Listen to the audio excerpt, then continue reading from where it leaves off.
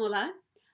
You are about to start a lesson that is very typical for this class. So I am going to walk you through the assignments very briefly in this lesson and give you some tips, some strategies for being successful as you complete this lesson.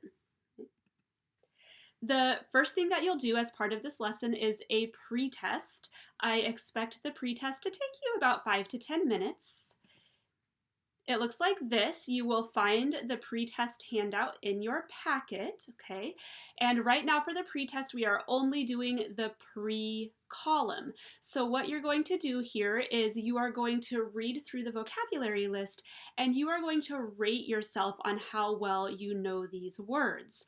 If you do not know a word at all, you've never heard it before in your life, you'll give yourself a 1 in the pre-column. If you've heard the word, but you're not super confident about what it means, it sounds familiar, but you're still a little shaky on it, you'll give yourself a 2 in the pre-column.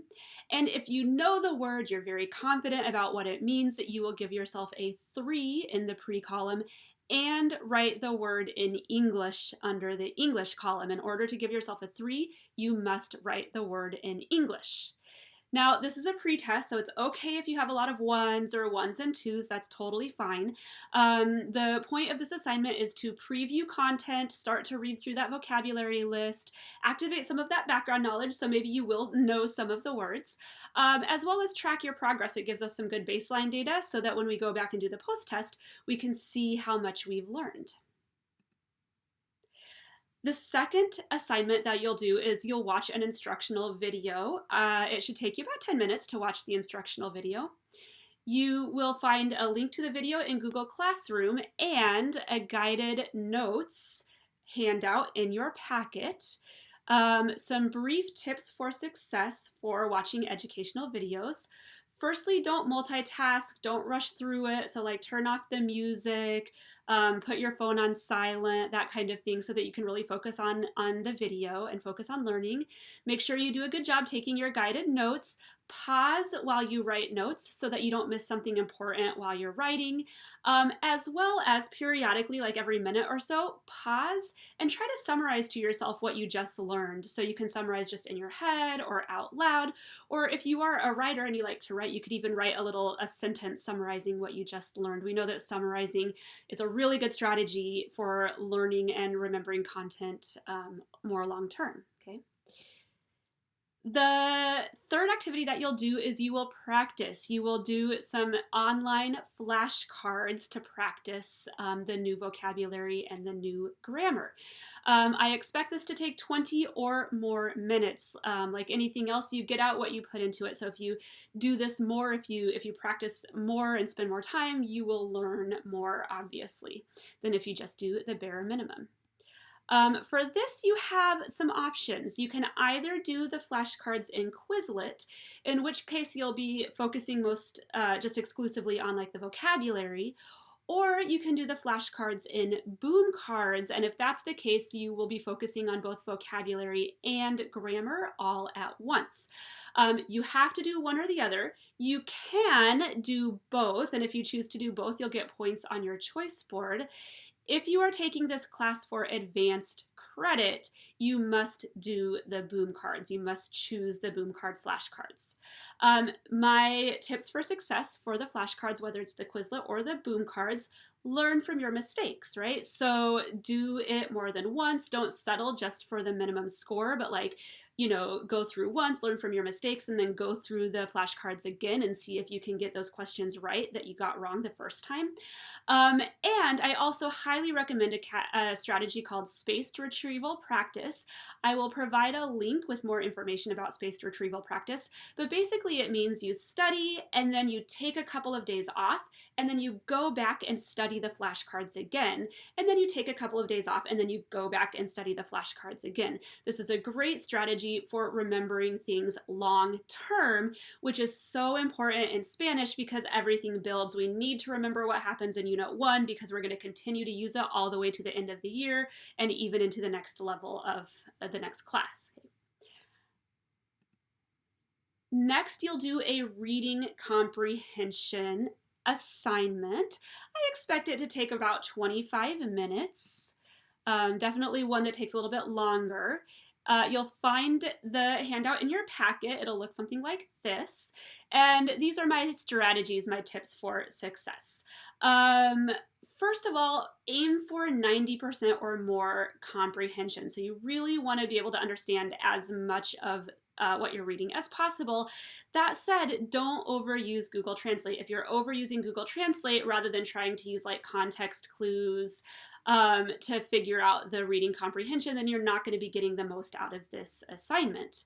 I also recommend, this is a good opportunity, a good assignment for collaborating.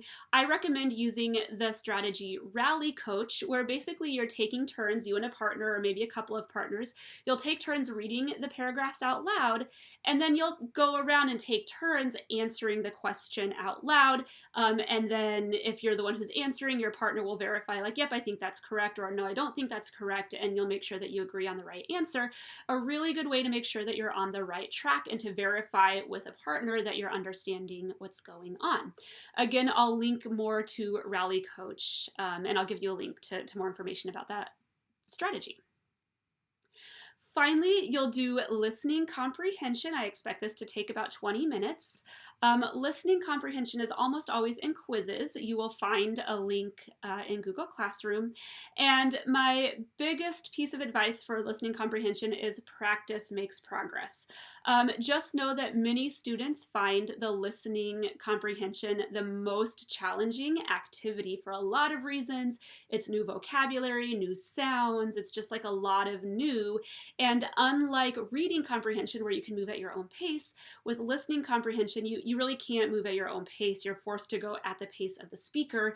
And these are all reasons why listening comprehension can be a little bit more challenging.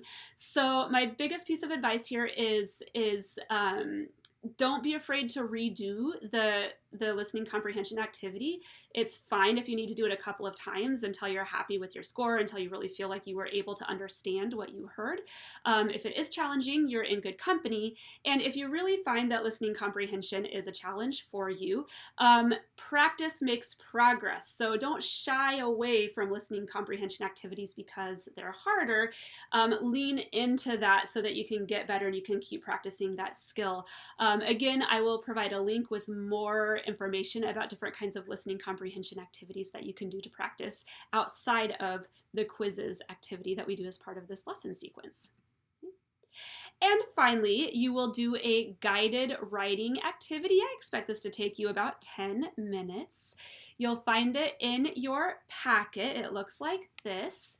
As well, there will be a video posted in Google Classroom, so follow along with the video.